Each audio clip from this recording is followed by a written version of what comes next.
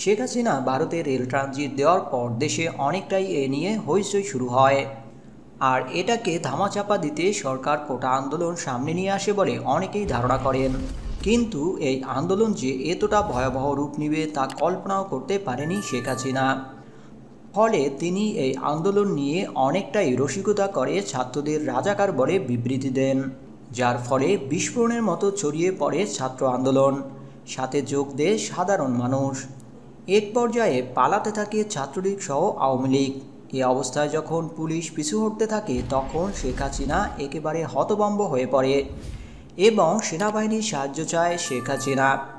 সেনাপ্রধান ছাত্রদেরকে দমাতে সেনা নামাতে চাইলে অনেক অফিসার ছাত্র হত্যায় মাঠে নামতে অস্বীকৃতি জানায়। অফিসারদের প্রতিবাদের মুখে প্রথম দিন সেনা নামাতে পারেনি সরকার। ফলে শেখ হাসিনা তার ক্ষমতা হারাচ্ছে তা এক প্রকার নিশ্চিত হয়ে যায় এবং আন্দোলনের তীব্রতার মাঝে বিমানযোগে আগরতলা চলে যান বলে গুঞ্জন ওঠে। নেতাকর্মীরা তাকে বাধা দিলে তাদেরকে উল্টো আন্দোলন না দমাতে পারার ক্ষোভ জেরে বলেন, আমাকে মেরে ফেলা হবে, তোমরা সাবধান থেকো। গোপন সূত্রে এমনটাই জানা যায়।